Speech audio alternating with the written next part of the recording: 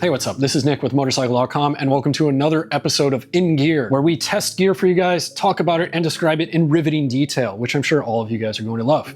Now, today before me, we have what we'll call a low to mid-tier suit. I would say this might even be a serious sport rider, street sport rider, or someone that's getting into track days. Might be their first suit.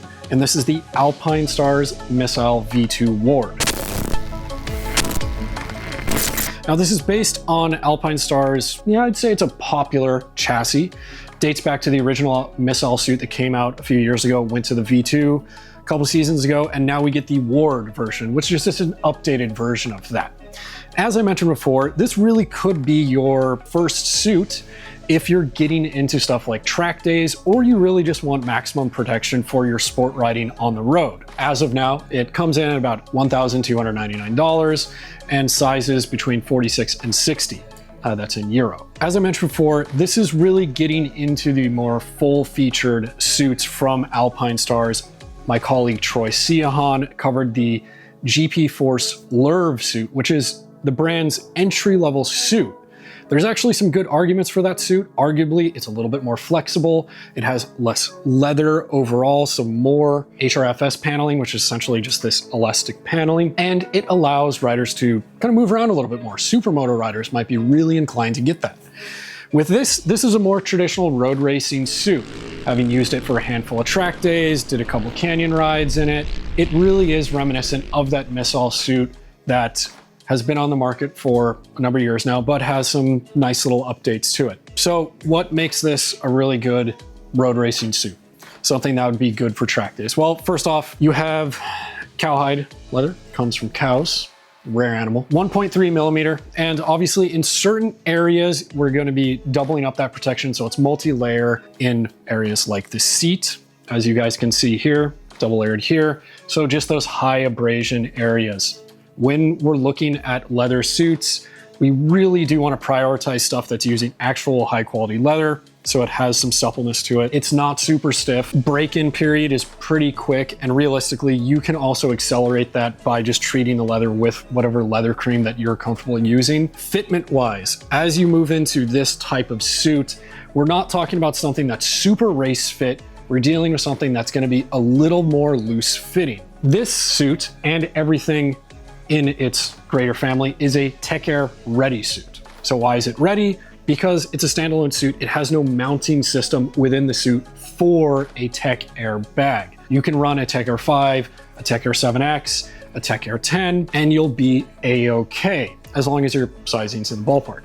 That's actually one of my main complaints about this suit and every other suit in the current generation, save for the Racer Absolute V2, is the fact that Alpinestars did away with the mounting system for the Tech-Air Race and the Tech-Air 7X, which has replaced the Tech-Air Race. Alpinestars has started bringing that stuff back in, because with the Alpinestars R7 suit, they're actually bringing in that zipping feature back in so it can mount the 7X system. And the Racer Absolute V2 has specific mounts for the Tech-Air 10 system. That said, you still wear the airbag unit as a whole, and it's independently in there and it's floating around, which can make putting the suit on a little bit of a chore. Our kind of hot tip for that is to put the airbag system in the suit already, get it situated, then sort of grab the suit and the airbag all together and then put it all in one go. That said, that's my main gripe about some of the current gen Alpinestars systems in relation to how they interact with their airbags. Now, with protection, what you're getting is you're getting some of those higher end features, not quite as you move into, say, GP Plus or GP Tech or Racer Absolute, but you are getting some of the good armor features that I want in a suit.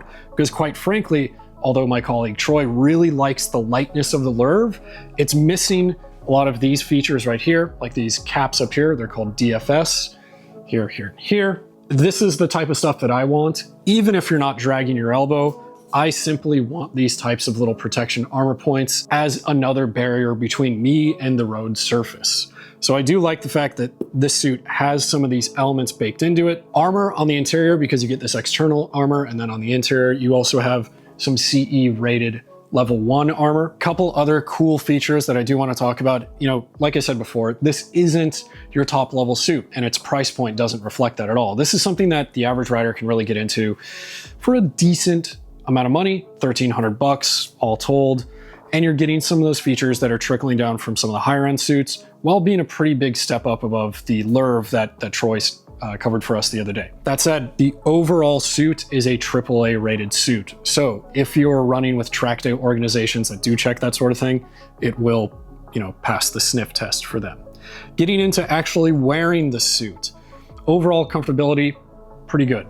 For an off-the-rack suit, it's gonna fit you as close as you can get to the sizing. This is sort of a luck of the draw thing. A lot of different sizes to work with here, so you can get pretty close. I wear a 54. Fits me pretty well while running a 7X or Tech-Air 5 airbag. Some of the stretch paneling that you see here is a big help. It allows you to actually get into a race tuck, be tucked in nice and tight without feeling restricted in any way. Another feature that we start seeing as we move away from something like the LURV and get into this, we actually get a collar with that HRFS material, which to me just kind of seems like that wetsuit material you see throughout the suit. We actually have a collar. You can see all of my grody neck skin being rubbed against it with some sunscreen. And then this is actually something that I really enjoy on a lot of suits, where it helps you not feel like you're getting leather pulled against your upper back area, your traps area. And then you have your nice little speed hump because gotta go fast like Sonic the Hedgehog. Look, it's a solid track day suit. Even someone that might be getting into club racing for the first time, they could easily get away with riding this. But really, I think this is aimed towards someone that takes protection pretty seriously on a street level. A couple other things I want to talk about. We do have some perforation right here. It's primarily in your abdomen, stomach area. There's a little bit at the bottom right here towards your thighs. Most of your airflow is going to be coming through on the inside of your arms, on these pre-curved arms. Same with the legs. It's also on the back side. Right there. So you get some airflow there. Could airflow be better? Yeah, absolutely. When you look at those higher end suits from Alpinestars, Dynasty, Speedy, whoever, you're getting a lot more perforation. It's this mid-level, low to mid-level entry. Don't take that as a buzzword, you know, don't think, oh, I'm getting the low to mid-level suit. Look, suits are expensive. You're investing quite a bit. So we see leather all throughout. Another thing that I do want to mention, as you look down here, you see more leather being used in comparison to some of those higher end suits. If you look at GP Plus, GP Tech, Racer Absolute, you'll see that they're completely different materials, usually mesh materials that are abrasion resistant. We just have a lot of leather to deal with. So that goes back to that point about perf. In lieu of exotic materials, I would like more perforation. Knee pucks. Knee pucks are expendable. They're a consumable item. Thing that I've really disliked about the missile suit over the years is they tend to use this thinner, softer plastic for their knee puck. They actually have some grip to them. Just go for the replacement pucks that are on the Alpinestars website. Much harder material, much thicker. They last a million times longer. Moving to the interior of the suits. I do like this feature. This is on pretty much every latest generation suit now. It's a much bigger clasp. We do have a removable liner, just zips in and out, so you can wash it. At Motorcycle.com, we'd prefer that you didn't wash your liners because we want your scent. You do get some nice little cuff rolls right here. That just improves comfort overall. Now, kind of wrapping it up here at 1,300 bucks, you're getting a fairly decent amount of suit for the money. There are a couple little nitpicks. I want some more perforation, and I would also like to see the higher end pucks just installed on this suit.